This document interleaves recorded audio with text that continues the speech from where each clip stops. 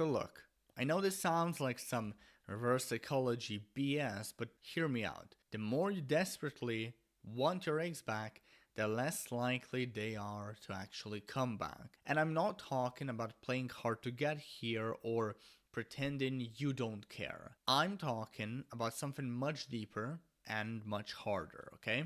So it's Max, and today we're gonna talk about the most counterintuitive truth in eggs back advice, which is why your obsession with getting them back is what actually is keeping them away. So, in my 5+ years of doing this, I've coached hundreds of people through breakups and specifically reconciliations. And the pattern is always the same. The ones who get their eggs back, they're never the ones checking their phone every 5 minutes or analyzing every word of their ex's last text. They're the ones who reach the point where they genuinely became okay without their ex. And before you click away thinking, yeah, right, easier said than done, fair enough, by the way, stick around. Because I'm going to explain exactly why this happens and what you can actually do about it. But first, if you're serious about understanding reattraction that actually works, not the manipulative garbage, but one with real psychology behind it, I've got something for you. It's a free cheat sheet, a 1-page PDF that lays out my entire roadmap from A to Z to getting back with an ex. You can download this resource below this video in the description by clicking the link in the description. But anyway, here's the uncomfortable fact. Desperation has a smell. Not literally, of course, but your ex can sense it from a mile away. And every accidental run-in, let's say that you have with them, every social media post designed to get their attention, it all reeks of neediness. Think about it from their perspective.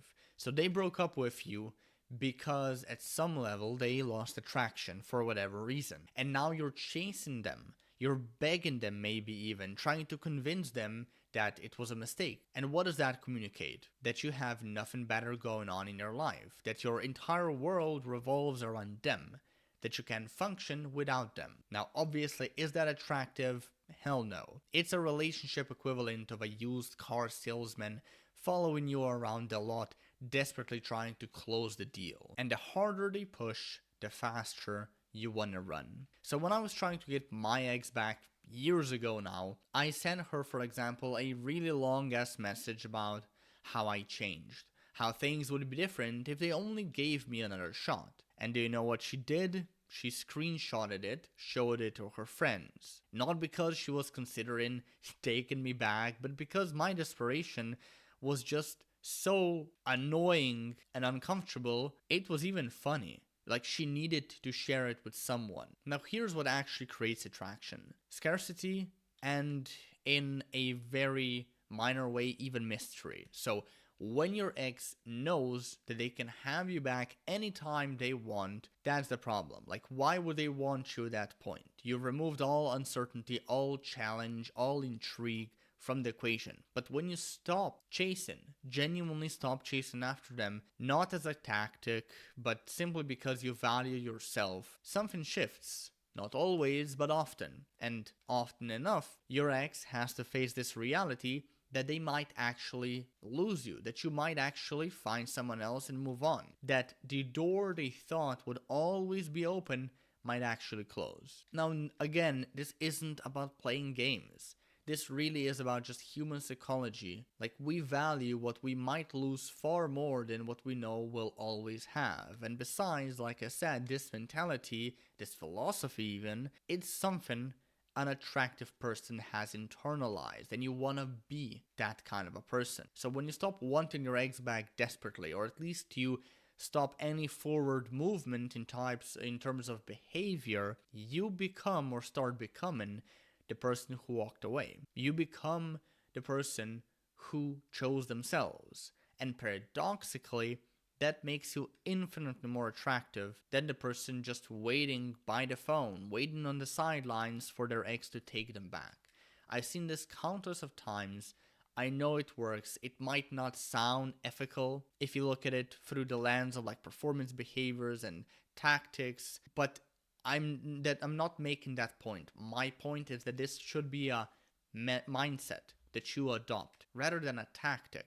that you apply. And here's what most people miss about it. You can't fake this. You can't just pretend to not want your ex while secretly hoping your pretending will bring them back. No, your ex will see right through that. This is really, really difficult to fake. I'd say even impossible in the long term. This mindset shift, it has to be a genuine internal shift.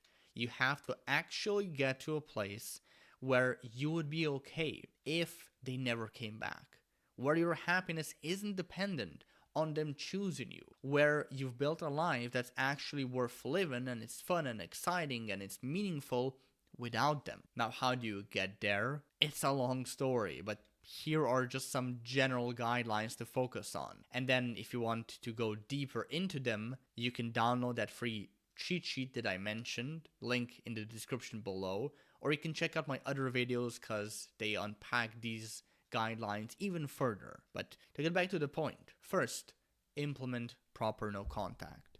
Not the 30-day manipulation tactic, but actual space to heal and grow. So you cut them off completely. The only time you start talking again and re-engage in the reattraction process is when they reach out first. And it's not about something logistic-wise, like kids, pets, or shared belongings or something like that.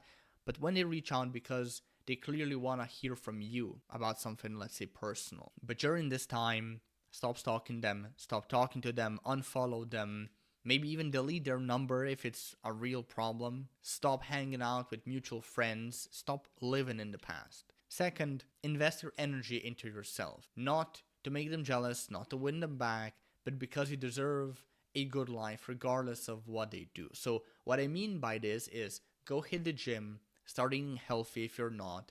Go and develop an interesting set of hobbies and opinions and interests.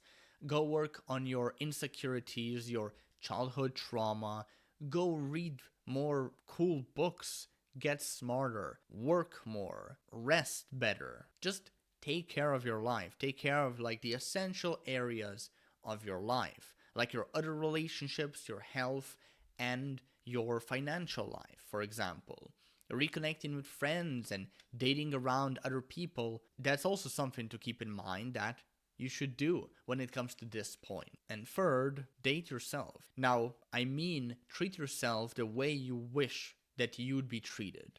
Take yourself to nice places, buy yourself things and experiences that make you happy, learn to enjoy your own company. Now here's the paradox. Here's where things get interesting. Once you genuinely don't want your ex back anymore, one of two things happen. That's usually the case at least. Either your ex senses this, they start thinking about you more, missing you more, and they reach out.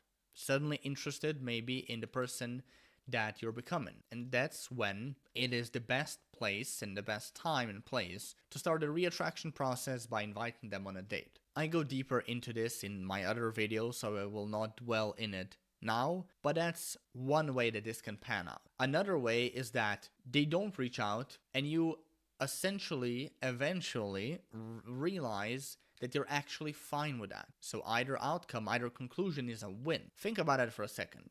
If they come back and maybe you hit things off again, great.